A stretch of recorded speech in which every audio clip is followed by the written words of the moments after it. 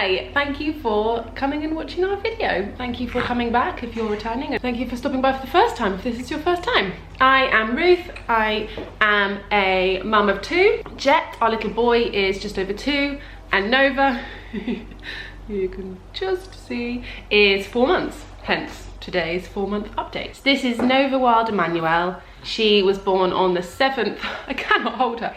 She was born on the 7th of March this year. 4 months, what's been going on? I feel like this last month has been the best month yet. She's getting into an age that I enjoy so much more. Sorry, I've just plunked her down so I can chat for a bit and then I'll pick her back up.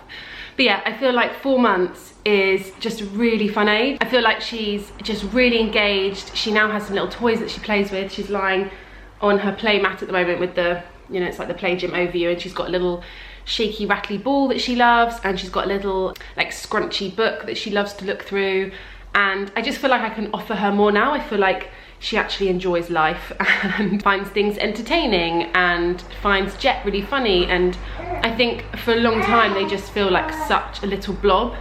And I loved her from the beginning, but she definitely did just take a lot, and I really struggled with the balance with her and Jet. I hated that Jet felt like I was being taken away at all.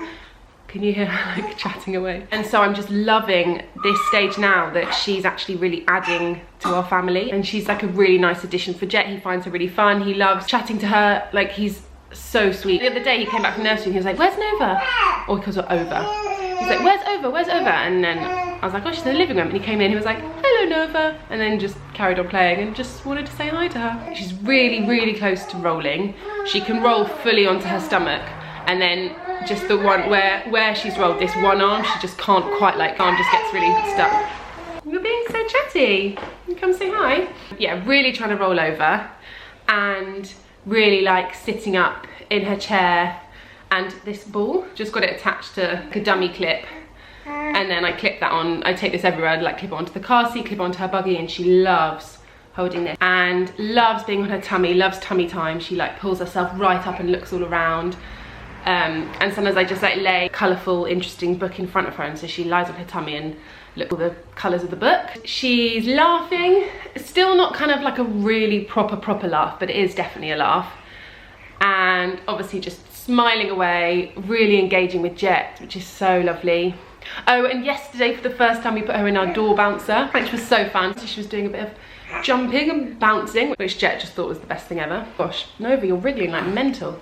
I'm still just breastfeeding her, which is fine. I don't love breastfeeding, but it has come easily, and so I feel like I should, because it's come easily, I guess I feel like, and it is just cheaper, and I'm not super organised, and so I feel like having to be organised enough to get bottles ready and taking them all out and about, it's just easier just to know that I'm just breastfeeding. I don't have to worry about that. And she gets really distracted when she's feeding, which I find really frustrating when we're out and we're in public and I'm trying to just get it done. Like, I don't mind feeding in public, I don't want it to carry on forever. I'd rather feed her and be done with it. Anything she hears, she like stops and wants to see and is all looking all around, and I'm trying to protect my modesty, and so that's getting a bit frustrating. I have been expressing as well, and I've had a few nights out where I've left bottles with Henry or whoever's with her, and she's been fine. She's taken them really well, which is so good.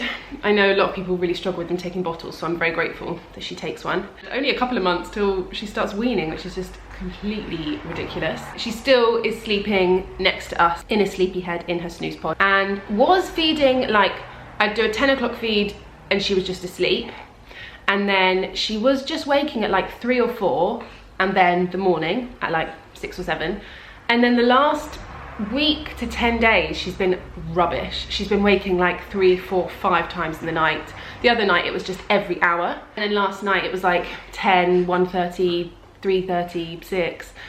So that's a bit annoying, but I don't know if she's going through some sort of little growth spurt or something maybe. I choose not to follow all the apps that, you know, there's some apps that tell you, you know, your baby's going through this at the moment. Your baby is 4 weeks and 2 days, so they'll definitely be going through this regression. I don't follow those. Those are amazing, and I think if that's something that helps you, great. For me, I almost find it makes me give too much thought to it. So if I know she's going through a regression, I think I'd be too much in my head. I always think I'd like conjure it up because I'm waiting for it and expecting it, and then I think I would maybe be a bit more tense, which would then probably feed off on her, and she'd then become a bit more stressy. And so I'd almost rather, I'm an ignorance is bliss kind of girl, so I'd rather not know what's happening and just ride it out. And so it's been a week of crappy nights, and maybe it's because she's going through something, but I'm just riding it out and feeding her, and yeah, I don't know, that's just my approach. Normally her sleeping is good, so I'm hoping after this week it will get better again. Her routine is still quite sporadic. She's definitely eking more and more into 2 shorter naps either end of the day and then a bigger middle of the day nap, but that's still very kind of malleable.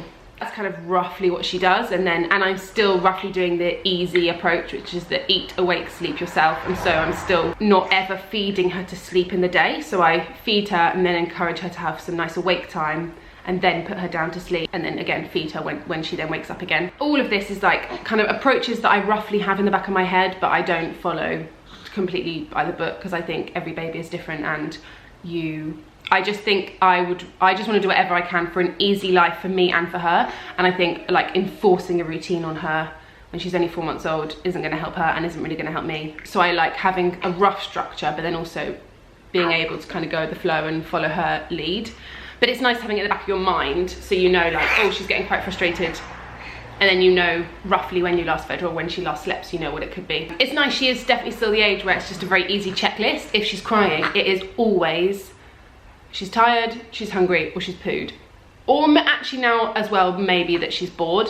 She's starting to get to that age as well. But those are the only things.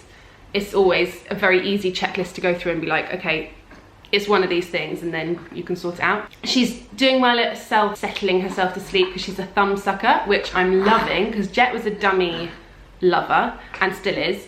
And I found it frustrating at this age because he'd often lose it and wouldn't be able to find it for himself, so we'd have to go back in and give him it back. Whereas now it's so nice because she has her thumb, she just finds it herself. So until last week, we were putting her to sleep in her buggy and just keeping it in here. It's just a tiny little, the Bugaboo Bee, so it's really easy to have in the house. Putting her to sleep in there, covering it over so it was dark, and then taking her through to our room when we went to bed for like her 10 o'clock feed, and then putting her into the snooze pod. But now just this week, putting her in the snooze pod from 6:37 when she goes to bed. We had a few nights of her crying a little bit, and I would do the bedtime feed, and she needed a bit of rocking and holding for a few days.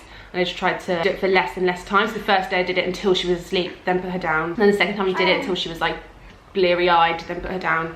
And then yesterday Henry did it, I was out, and he did it and she was still awake and put her down. And then she just settled herself and went to sleep. So hopefully that's... Are you chatting? So hopefully that's kind of bedtime routine is kind of sorted now, because with Jet, we rocked him to sleep until he was 8 months, and we just weren't thinking. I just didn't really clock that he was 8 months. I think he was our first baby. In my head, he was still a newborn, and suddenly I realized he was 8 months old and he was needing to be rocked to sleep every night. And so then we had to go through a bit of a tougher week of starting a new routine with him and getting a bit of discipline with his bedtime. And so with her, it's been nice getting that into place much earlier, much younger, so we don't have to face that. But if you are facing that and your baby's a bit older, I have got a video, a sleep training video that I did for when we moved Jet, because it was successful. We did the 3-day approach and it was amazing, and it wasn't at all like a harsh crying sleep training type thing. It was a really gentle approach, and it worked really well. So in our double buggy and in our single buggy, she's out of the bassinets now, and she's in the normal seats, reclined, almost completely flat, but in the normal seats, and she loves it. You can just tell she's so much happier. She's got so much more space to kick about. Bassinet she was definitely outgrowing, and she can see the world a bit more. She gets a lot less bored in the buggy because I can raise the seat slightly and she can look around. It just feels like she's really on to that next stage. Like even her clothes, I've just gone through all her 0 to 3 month clothes, packaged them all up for my sister who's having twins, so she's got all those, and now Nova's in all her next stage, in all her 3 to 6 month clothes. Everything just feels like she's really a real like next stage of baby, chatting and laughing and in her next clothes and in a new sleeping routine, and yeah, not a newborn anymore, which in a way makes me sad for sentimental reasons. Sentimental, is that the word? yeah, for sentimental reasons, it makes me a bit sad that she's not a newborn, but actually I'm really enjoying it because I think second time round newborn was a lot trickier because of also having a toddler. So I'm actually really enjoying her being bigger and a bit more robust, and I don't have to be quite as worried with Jet around her, and she can just join in a bit more, which is really fun. But yeah, so that's 4 months. Nova, oh golly, you're so wiggly. Thank you so much for watching. Have a lovely week, and we will see you soon. Peace out. Did you just burp? Excuse you.